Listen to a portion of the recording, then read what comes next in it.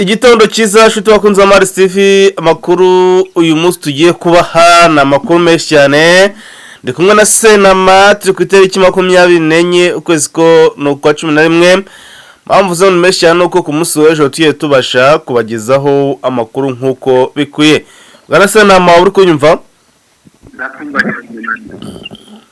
weekend yagenze te weekend yari nziza ariko narakubuze sindaho wagiye weekend rero ntabwo twashije kubona yego ariko amakuru yo tugiye kubagezaho nk'ibisanzwe yego katubutsa abantu kwanza gukora subscribe like share ndetse na comment yango tubashe kuzatubana gatanu amakuru y'umunyemerere tuyahere muri Masisi yose ndabanza ngubwire ko iyitwa Mahanga yose yabaye Tombe na Buhimba yabaye Tombe. Iyo nkuru rero ndashaka kugira ngo ubanze tugezeho utubwire uko byari bimeze.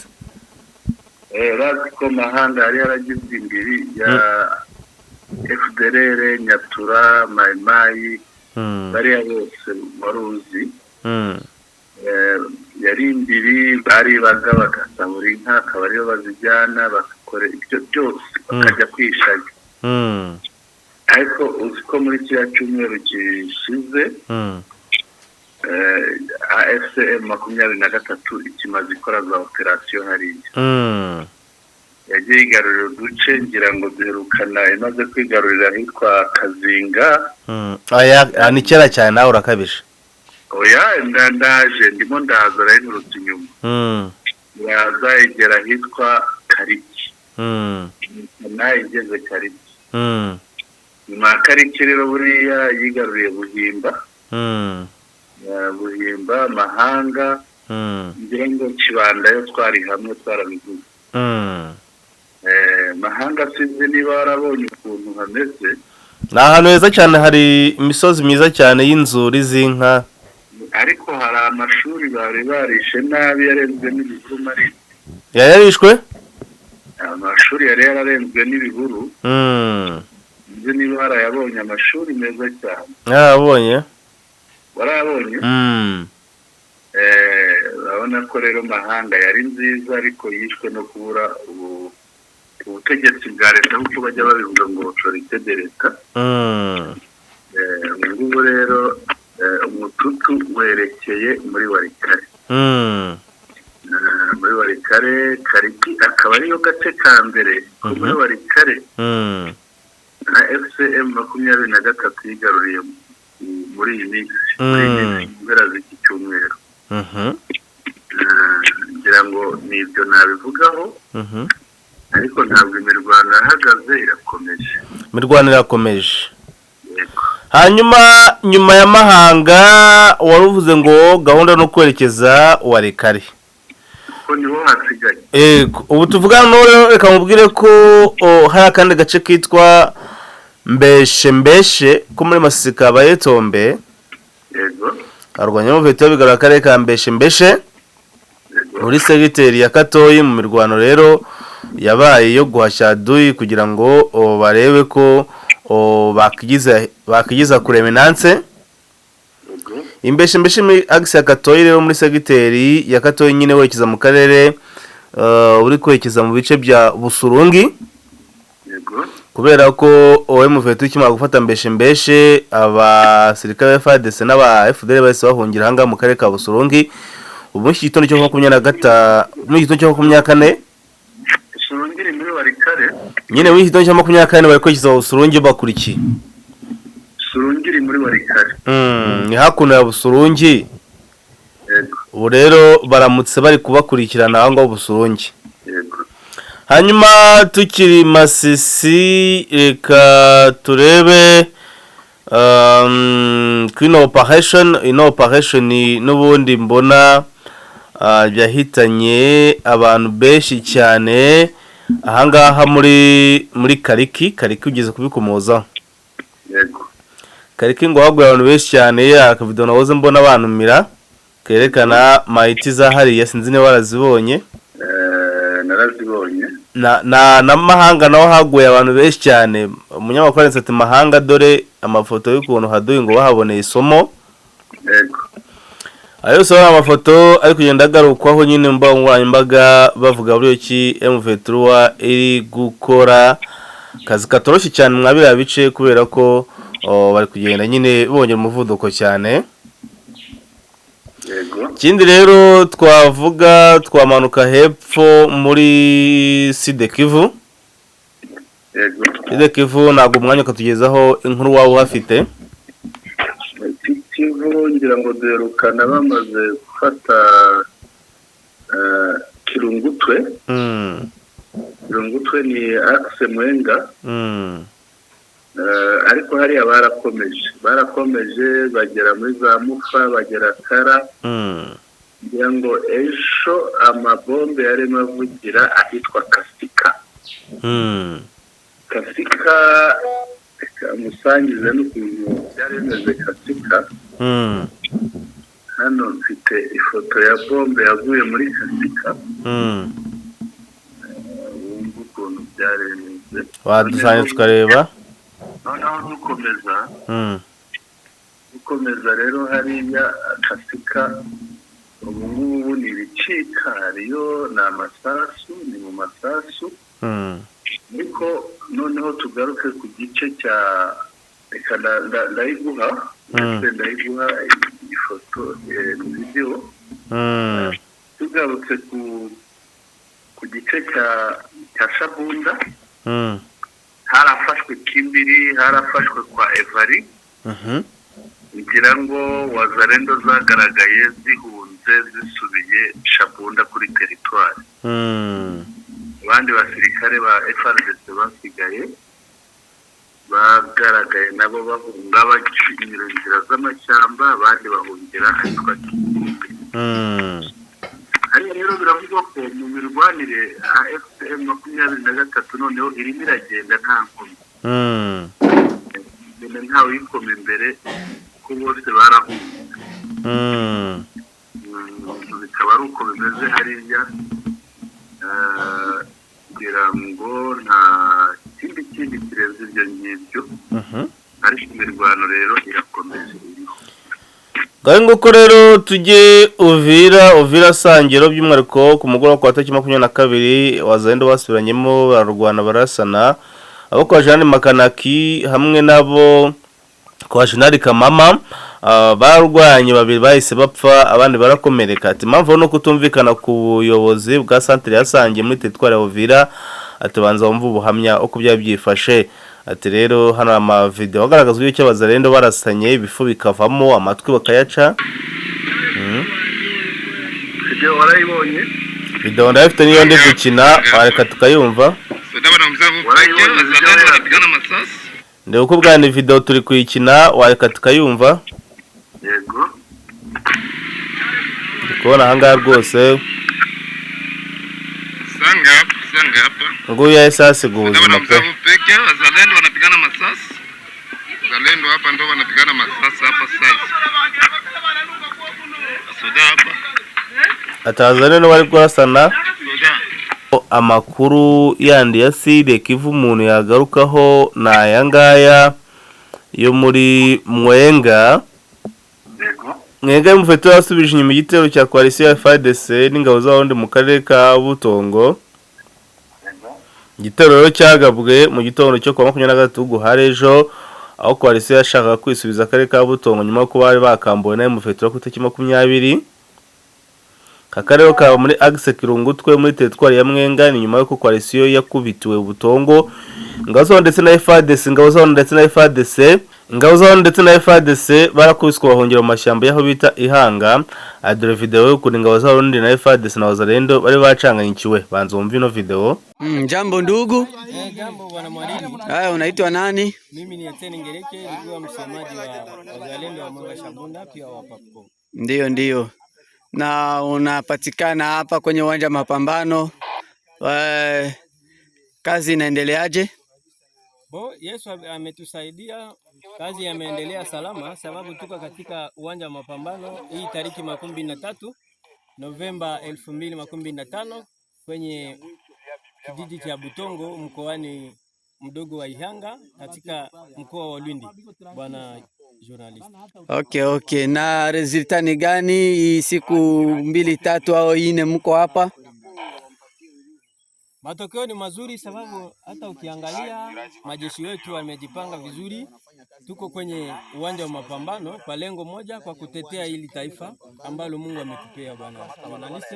Ndio maana unaona kama tuko tunapigana kwa kujitahidi kwa kiasi kikubwa ambacho Mungu ametupatia, ili udongo wa mababu usiende na warugaruga wa Nyarwanda na wale wa M23 bwana journalist. Message gani unayo ku government ya Kongo? Message ambao tunao ku government ya Kongo ni kusema kama majeshi wako na wamejitahidi sana ili kutetea hii taifa. Ndio maana taifa letu hawa viongozi wa serikali waangalie jinsi namna wanaweza kufanya ili majeshi ambao wamepatikana katika vikundi vya wazalendo wawe kabisa na ubora katika kazi, washughulikiwe kipesa, washughulikiwe kiuchumi, washughulikiwe pia kwa vyombo, sababu ni wazalendo vile wazalendo wanakuja. Ndio maana taifa letu limetetewa pamoja na wale wa wenzetu wa taifa wa majeshi ya Burundi, ndio pia na FARDC yetu, tunaungana mkono kwa mkono ili kujengua adui hiyo upande ambao adui alikuwa anakaba. Kwa sasa majeshi ya wazalendo na marafiki zetu wa Burundi wamekaba hiyo upande. Sasa sisi kama wazalendo tuna moyo wa shukrani kwa kuungana mkono pamoja na jeshi la taifa pia na wale wa Burundi. Message gani unayo kwa raia? Message yenye tuko nao kwa raia yetu ya Kongo ni kusema kama watumainie jeshi la taifa, watumainie jeshi la wazalendo, ndio pia na marafiki zetu wa Burundi. Okay. Asante. Ni Etienne Ngereke bwana Mwariri, nikiwa katika shamba la mapambano pa Butongo. Ndio maana unaona milio ya risasi inaendelea kusikilika na kupamba moto katika hii tariki ya leo 23 Novemba 2025 ya alfajiri. Okay, tunashukuru. Ni mimi nakushukuru bwana Mwariri. Yego nibyo Tection tukura hano mu mujyi mu nyubako ya Tropical Plaza ruguru neza na parking za Chic.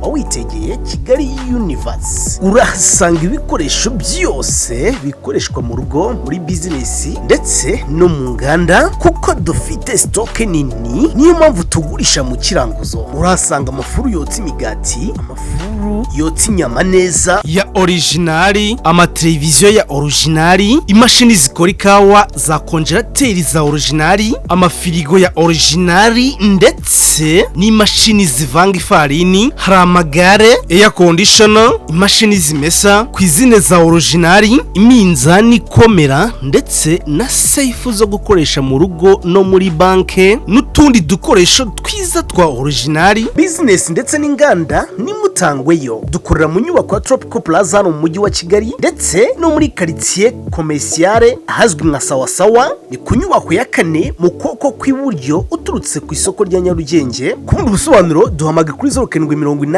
60 44 cyangwa se 0788 24 78 ubundi uhagera nawe ucimaka. Tection yabaye igisubizo kirambye.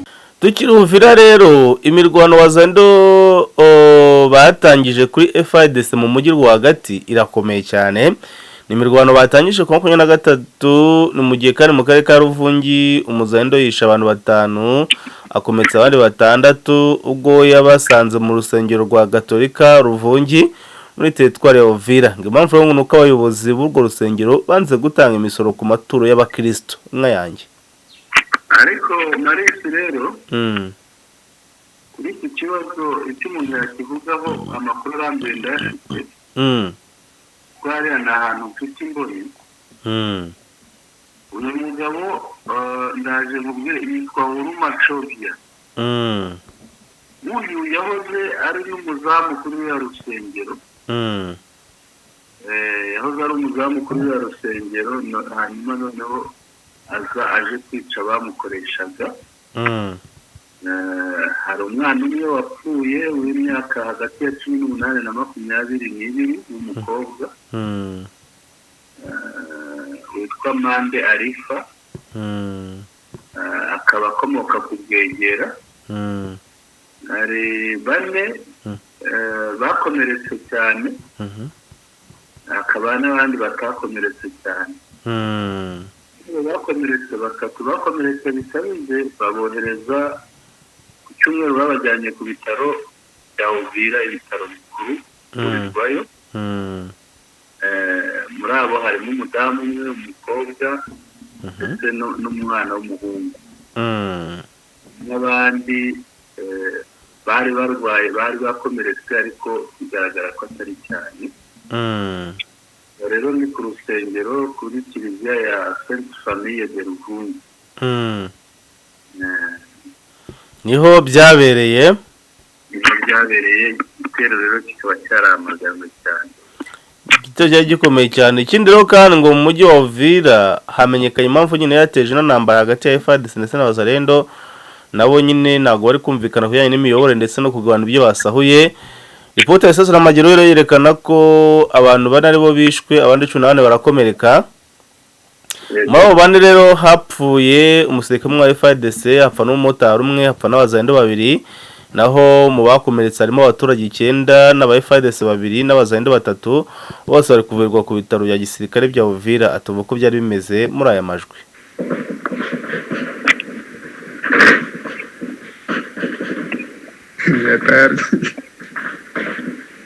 Biko wanapigana kumwinja. Biko wanapigana ndo fasa. Mwenye jana ndo waliuana Sangi.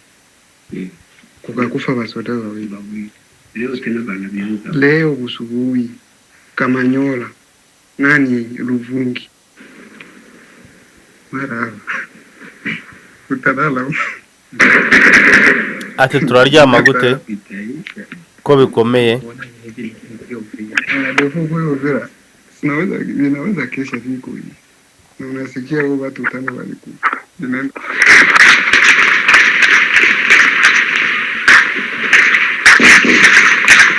Squad mirwano ikomeye cyane.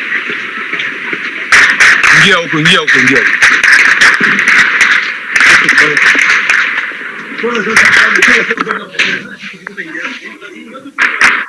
Eri mirwano itarakana.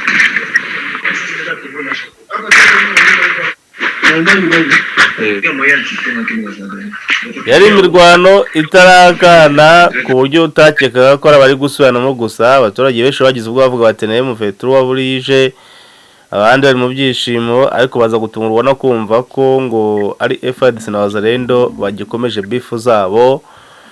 Tugero Kinshasa, leta ya Kinshasa yerekanye ko rwose FARDC na FDLR ari impanga. Ati rero bafashe umu FDLR wahawe ibihano na UFOK USA nuko bamuha inshingano zo kuyobora zone ya 3 y'igisirikare cya FARDC. Uyu mu FDLR yitwa Sebastien Uwimbabazi. Inka yanjye wa musirikare wasimbuye wemera kugatuza n'amaboko. Pardon? Ujya wemera kugatuza n'amaboko. Wa mujenali wasimbuye General Matsunzu. Yego. No mu FDLR yitwa Sebastien Uwimbabazi. Alias Abdallah Nyembo. Abdallah yavutse muri 1968, avukira mu yahoze ari serire yitwa Gatoki, segiteri ya Murunda, komine ya Rutsiro, mu cyahoze ari prefecture ya Kibuye. Ubu rero ni mu karere ka Rutsiro, intara y'uburengerazuba. Yiyita Nyembo Abdallah. FARDC yamuhaye peti rya General Major, yasimbuye General Pacifique Masunzu mu kuyobora zone ya 3 ya defense. Uyu wita Nyembo Abdallah rero akanita Kimenyi Gilbert. Umukuru intelligence kora. Agira amazina na. Intelligence yamenye ko amakuru yaje kumenyekana ko aki mu gisirikare cya FAR bamwitaga Kimenyi Gilbert. Mu 1994 ubwo jenoside yabaga yari umujandarume aba i Rwamagana. Cyane zone. yahoze ari prefegitura ya Kibungo muri prefegitura nyine. Iyi prefegitura rero abajandarume bafatanyije n'intera hamwe abasirikare ndetse n'abandi ba genocideri mu gushyira mu bikorwa umugambi mushya wa genocide bagamije kurimbura abatutsi. Ariko we by'umwihariko ari mu bazwi cyane, we na bagenzi be barimo nka Liyetona Mihigo na Liyetona Maniraho. Icyo gihe bayoborwaga na Majoro Havugiyaremye.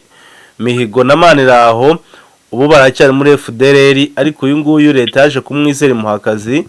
Ubu nguyu yanamugize umukuru wa defense ya zone ya 3. Ngaye nguko rero uyu rwose Sebastien Uwimbabazi Sebastien ni umusirikare wahoze muri FDLR. Ntabwo twavuga ngo yahoze, ahubwo ni umu FDLR, nuko nyine yahawe akazi muri leta, ariko n'ubundi aracyakomeza guhagararira inshingano za FDLR. Rero Kisekedi adaciye ku ruhande rwose akomeje kwerekana ko we na FDLR bagikomeje gukorera hamwe. Bwana Senamahoro, mbere yuko ngaruka ku musozo, ntabwo umwanya ukatugezaho izindi nkuru waba usigaranye. Reka turebe inkuru nkeya zirimo zicaracara. Rebe icyo tuzivugaho, ngira ngo hari wabonye video ya Wiringoma Liyetona Koloneli arimo aganira n'abana bahoze muri FARDC no muri Wazalendo. Bariya bana rero babasize mu mashuri bagiye kwiga ASM 23 ibikirira amashuri. Ibyo ngira ngo byabereye i Goma. Liyetona Koloneli Wiringoma yarimo abwira bariya bana ko igisirikare cya AFCM 23 ari igisirikare cy'ikinyamwuga bana. Ubwo rero aba bana bakaba boherejwe ku mashuri. Dukomeza rero tugere ku zindi nkuru. Wari wazibuze izi nkuru zo muri Uvira aho baraye barasaye.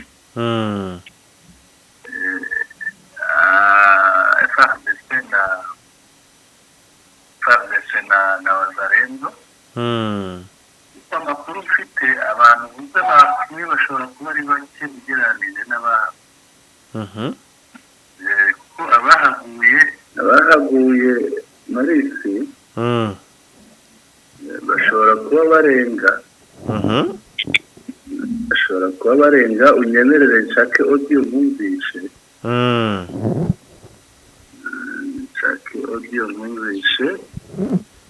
Ugereranyije abari nk'abangahe iyo divuga ko ari bangahe?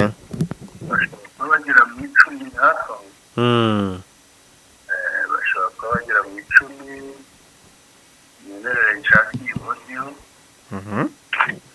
Ndayibonye. Ubundi audio nabonye bikimara kuba n'amasasu yaragizemo kuza. Papa, mama napenda watu waambie hivi. Habari yenyewe iko. Wazalendo wanaua kapiteni wa FARDC. Pale ndio katedrali. Ati papa ni murashaka tuzabanye tubabwira dute? Aho twababwiriye amakuru ariho abazalendo bishe kapiteni wa FARDC. Haruguru ya katedrali. Unasikia? Njoo masasi inaanzia hapa. Hariya rero niho hari amasasa ahereye. Basudeni FARDC bamoya bako katinyi kotea katedrali kotea ku makaburi. Abasirikare ba FARDC bari hariya ku katedrali ku ruhande rw'irimbi. Ingine bako bari ku Monima. Abandi bari hariya hamwe na Monima. Monima ndio wako wanapiga manani na masasi kotea hiyo. Bari kuri Monima rero nibo barimo barasa baganisha.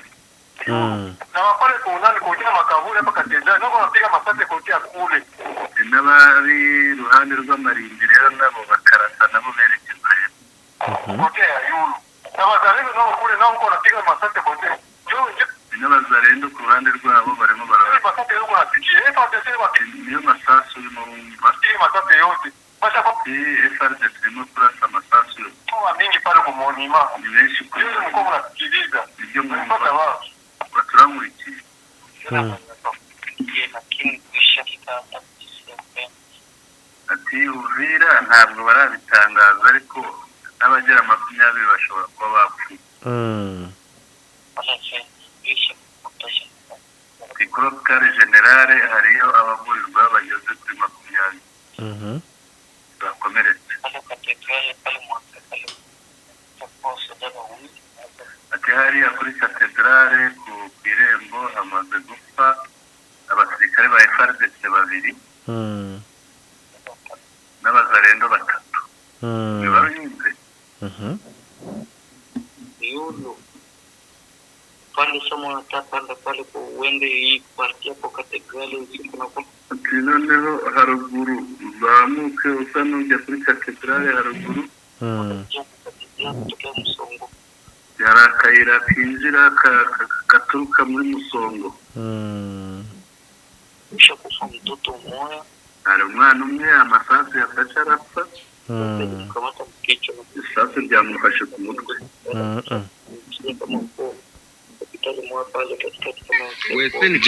Noneho bamwirukankanye bamujyana ku Hôpital ya Saint Paul hariya mu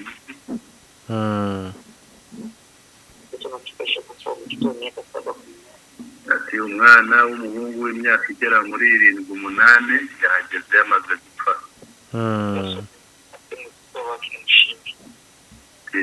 Isembo ni umucukuzi. Kifika pako Kanzele upande wa padiri kuyudu kama nani ugeze ku Kanzele ugana kwa bapadiri kama kutoshwa soda ari position y'abasirikare naho hapfuye abasirikare 4 abazalendo 2 n'abazarendo 2. ile nyingo nayo nyiko ati nama kuru y'ukuri mfite ubu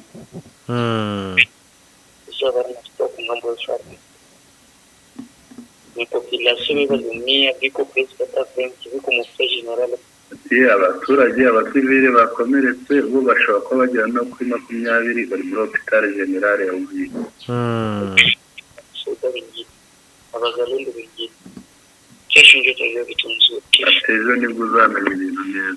Ngo yavugaga uyu munsi nyine yibonye n'ijoro.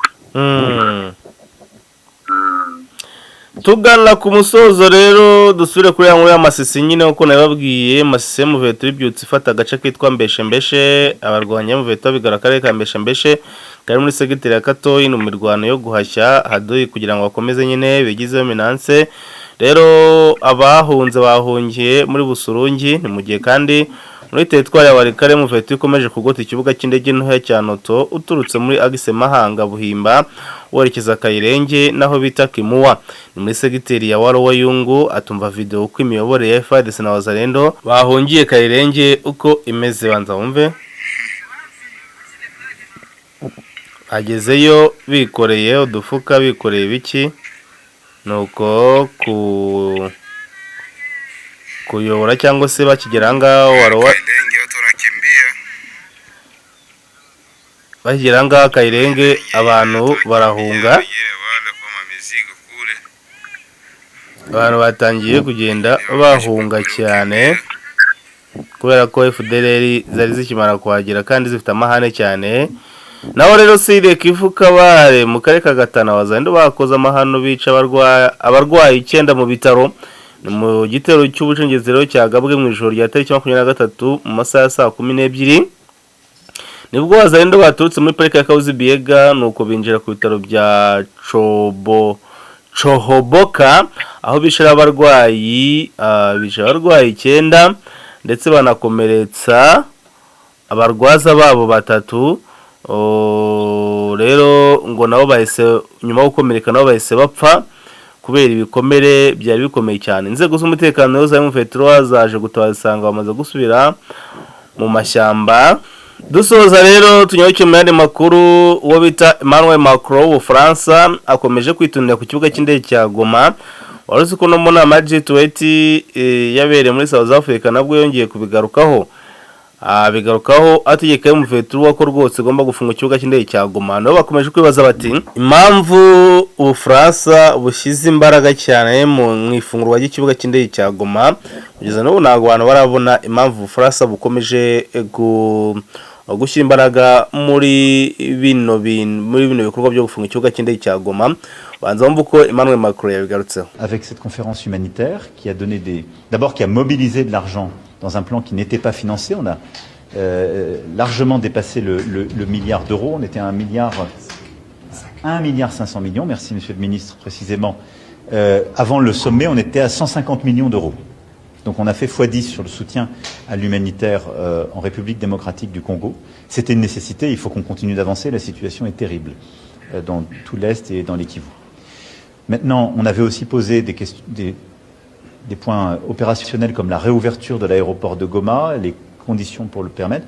Je note qu'aujourd'hui, l'effort n'a pas été fait par les M23 et ceux qui détiennent l'aéroport de Goma pour pouvoir le rouvrir, alors même que les conditions administratives ont été prises par la République démocratique du Congo. Donc je demande vraiment instamment à toutes les parties prenantes sur le sujet humanitaire de savoir avancer. Ensuite, s'est tenue, comme vous le savez, une réunion de médiation à Doha, qui a permis aussi d'avancer sur l'aspect politique et la discussion avec le M23. Nous, on continue d'avancer. Et je pense qu'il faut unir tous les efforts de l'Union africaine et du président Faure Gnassingbé, qui a été mandaté par le président Lourenço, les efforts des États-Unis d'Amérique, et ce qui a été signé l'été dernier, les efforts du Qatar, et la médiation qui vient de marquer un pas important, et on s'en est réjoui. Naho Kinshasa FARDC ngo yatangaje ko abajenerali benshi bafunzwe kandi ko iperereza rigikomeje ku byaha bakurikiranweho. Ibyo byatangajwe na General Silveke nk'umuvugizi w'ingabo za FARDC, aho yagiye agaruka ku bajenerali barimo nka Christian Chiwewe wageze kuyobora igisirikare cya FARDC ndetse na General Pacifique Masunzu n'abandi bajenerali benshi cyane, usibye ko ibyaha bafungiwe bigiye bitandukanye. Naho Masisi Rubaya rero ngo hacitse inkangu mu kinombe cy'amabuye y'agaciro ya Rubaya, by'umwihariko aho bita Bibatama. Kugeza ubu rero ni amakuru y'umubare w'abahitanywe n'iyo nkangu y'ikirombe cy'amabuye y'agaciro nyine bivugwa ko gishobora kuba cyahitanye abantu bitewe n'uko abantu nyine baba bari mu bikorwa by'ubucukuzi bw'amabuye. Rero iki kirombe nyuma yo kuriduka cyangwa se nyuma yo gucika inkangu nyine ari kuvuga amakuru ko ari abapfuye, ariko ntabwo turamenya umubare. Gusa bamwe mu babyiboneye n'amaso bavuze yuko ari abantu 3 bahitanywe n'iyo nkangu, ariko nyine amakuru ya nyayo ntago aramenyekana. Reka dusoreze rero muri Beni Rubero. Byamenyekanye ko burya FARDC ariyo yica abaturage. Rubero na Beni byamenyekanye ko burya FARDC yica abaturage nyuma ikabishinza ADF naro. Rero mu by'ukuri abaturage batanze ubuhamya bashinza FARDC kuba ariyo iyoberanye kigira ADF maze ikazi kica abaturage, kandi mu by'ukuri ngo ari ingabo za leta FARDC. Umva rero ubuhamya bw'abarokotse ibitero bya Karundo, by'umwihariko mu bice bya Karundo aho bita Butsanza naho bita Mubambi ndetse no muri shefe ya Baswaga, aho bagiye batanga ubuhamya bavuga ko bicwa na FARDC ariyo iyoberanye kigira ADF. Boswari group. Mimi nataka rudishia kaka mwenye anauliza kama Busanza koko FARDC. Kweli ni group ya Busa kwetu pazuri. Omata sie vingine tunahingia ka Busanza sana saa. Ju Dimanche asubuhi mie huyu kwa macho nilibeba FARDC wawili. Sasa nilifika mwingine Mabambi bakanebanaka. Walikuwa kama 4. Wakatubanaka na tuko nafatana, wakatuoblige tubabebe. Tukababeba kutoka Mabambi tukapita Busanza na tuko nao, nilikuwa nabeba mkomanda na iko na escort wake na nabeba deux armes na nabeba na Chibuta na ule mwingine na kaba mwingine na iko na mwingine ambu ni mudeteni na navala sasa vile mwa hiyo aseni mudeteni alitoka Maeba, wakampitizia ku defense ya Mabuye, wakamtusha tena ku defense ya Mabuye, juma bwana kutuku kwa FARDC, wakamtusha Mabuye bwana vile wakampeleka Busanza kule kwa defense yabo kule kale. Kisha wakati yenyewe tulifika ku defense yabo, wasoda wenye walikuwa kana salimiana nao dongo na mgarde koro mwenye tulikuwa na bana naye kumoto. Hii lugha yetu ya huku na Kiswahili hayasiki yake haisikia. tuwe ni Lingala na vile viluga vyenye viko incomprehensible. Kisha watu wenyewe gizi tunasema viko na malengo. Me FRDC kurasa reposa kwa question yako, FRDC ndio yenye iko kwenye kulikuwa defense hapa maimai wenye walitoka pasasi wale bla. Unakusha fika Busanza yule ya soko kuna kwa defense yenye wako basi FRDC mingi sana.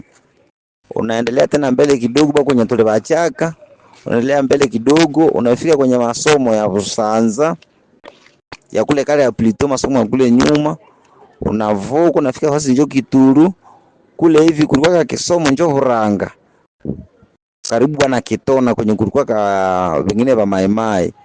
Sasa chini kule hivi sanga mbona naendea saa kule tsaka numetoka Kituru na kuna kwa wengine defense ya FRDC tena yuko play zinakosa zinaangaliana ndio kuna kuya huko na kuna tupa macho kule wengine yenyiko kule bio wa kule na iko naona tu wenye biko kuna watu wanakosa vinakuwa kumchishimo huko katikati sasa na yulu ya ile nyingine yenyiko kule ndio kwenye walikataka watu wa kwanji ndio walitokeleka munjia Chirema na mwenye alitoka kule mwenye mie nilifuatiliaka mpori juu nilirudiaka ile siku nishamuona shafika iko kuvenye baliponaka na ile FRDC ilikuwa na imebapita hako imesema watu bebiko sispe walikuwa biko atokea munjia Chirema imekosa kama wamepita wapi ikarudia ku defense kukaisha tena wakati mwa hivi njo kukata wakaanja mara moja wakabana shefu wa mwile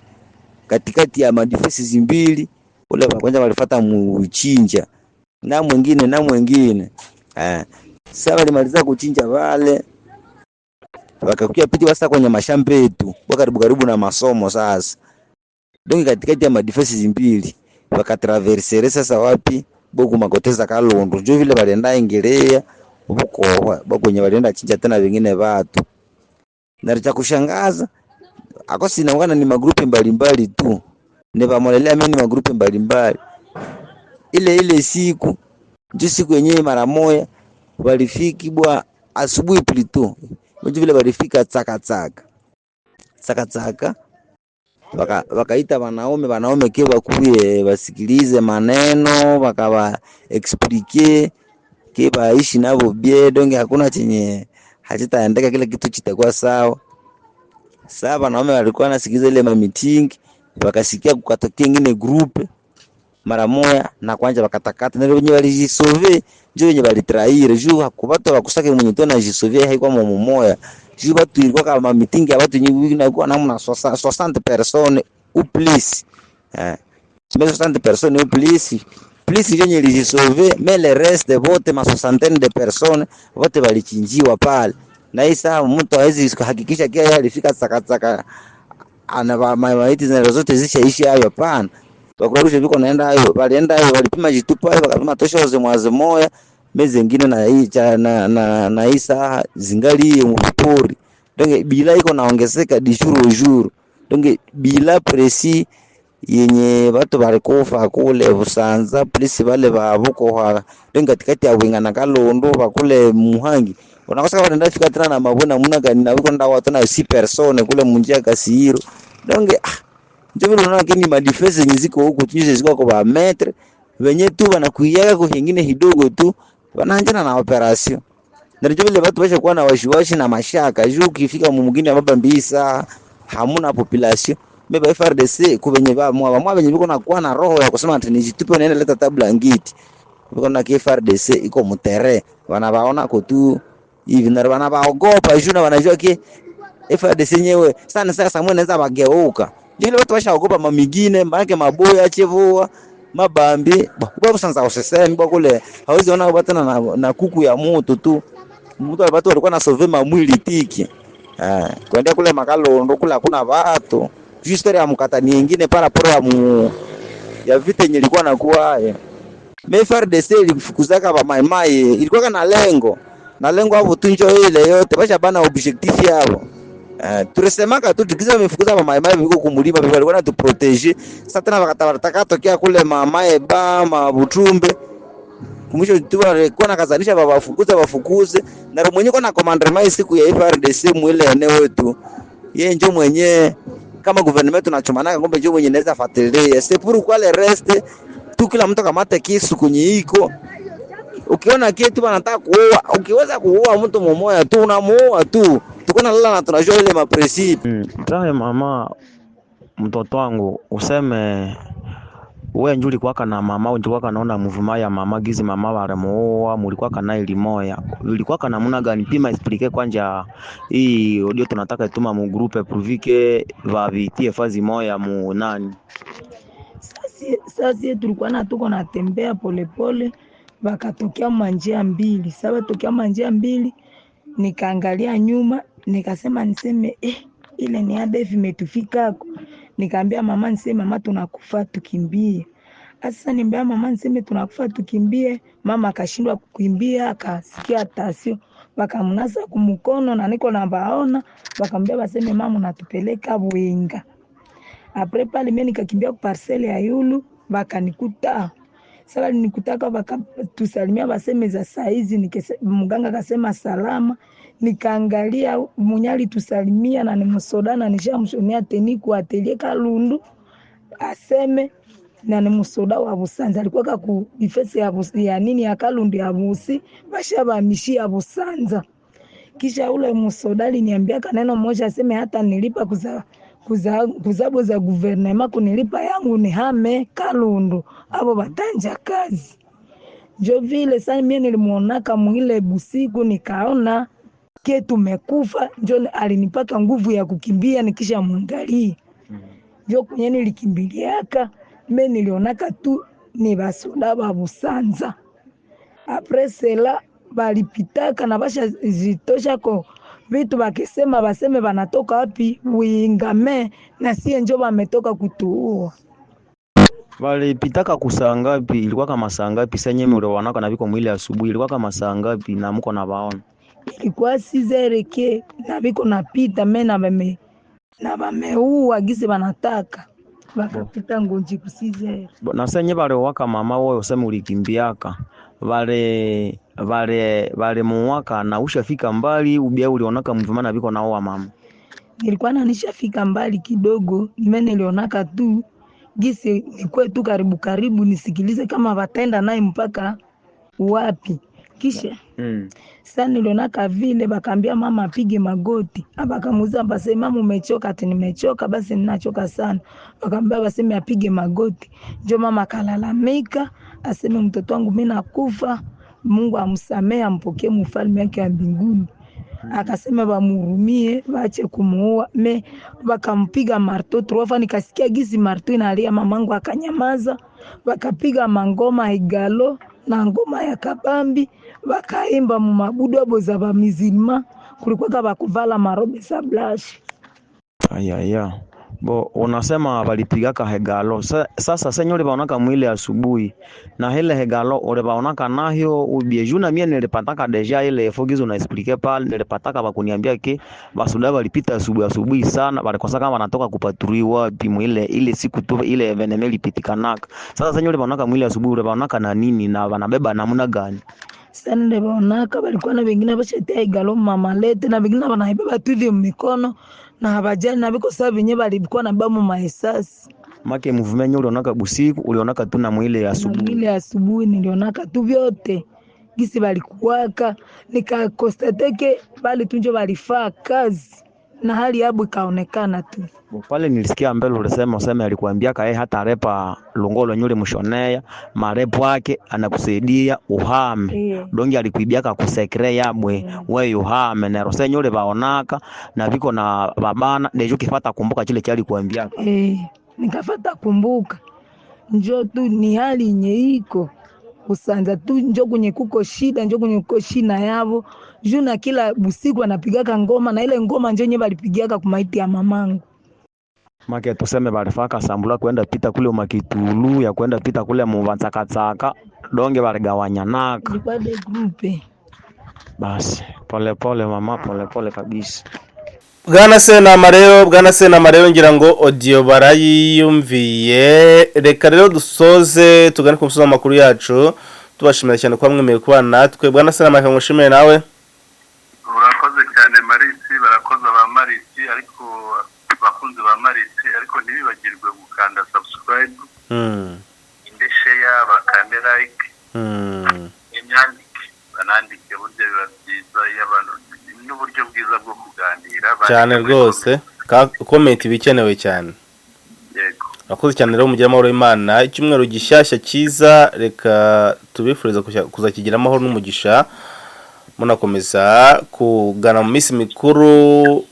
Tugiye kwinjira mu kwa 12, banazari kwitegura za Bonane na za Noheli, rero mukomeze muryoherwe n'impera z'uyu mwaka wa 2025.